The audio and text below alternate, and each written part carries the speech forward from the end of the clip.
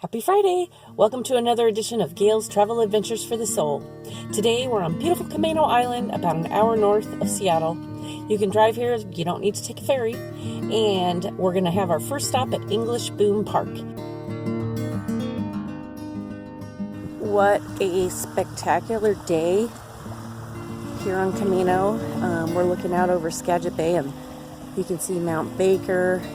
It's just phenomenal. Amazing. Look at that. And it's nice and cool and crisp, but a beautiful sunny winter day here for our visit to Camano at English Boom Park. So I'm going to walk along the boardwalk for a bit. See what we find. All right, we've come a little bit further down the beach, and you can see these pilings here in the water. And a lot of people don't know the history of Camano Island, but in the late 1800s and early 1900s, the island was known for logging and timber and had a huge operation here. So this site was owned by the English Lumber Company, and they had set up a whole series of piers and shacks. And this is Skagit Bay, and they would corral all of the logs that had been logged, and then the tugboats would come along and take them to the various mills around Puget Sound area. Okay, we've come a bit further down the path. This area is really a popular spot for bird watchers. You can see osprey, winter ducks, the snow geese, eagles, lots of blue heron. And just to show you how cold it is here, even though it's so beautiful, sunny and blue skies, but you can still see ice here in the tide flats. So always a good idea when you're going for a walk in Washington in the winter is bring some gloves.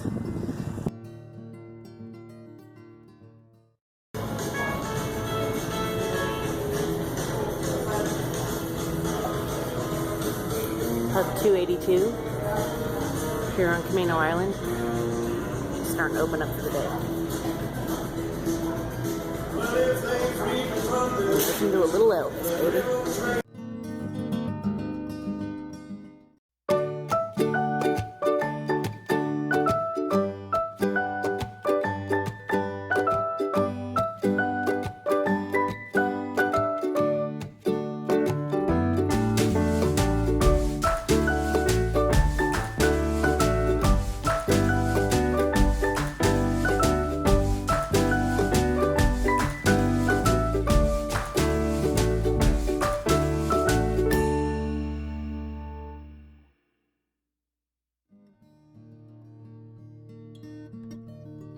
Okay, we've come to Cama Beach State Park. It's super magical here. You're going to love it. There's lots of trails in the woods, and now we're going to go down to the beach. And now we've come to the cabins that are here that you can rent.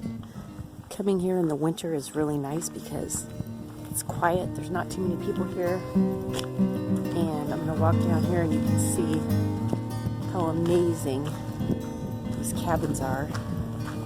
Right on the water. So this park has a nice story, some good history. It used to be a fishing village, fishing resort back in the 1930s, and a bunch of good folks decided to preserve it and turn it into a state park. So let's go see if we can find the ranger.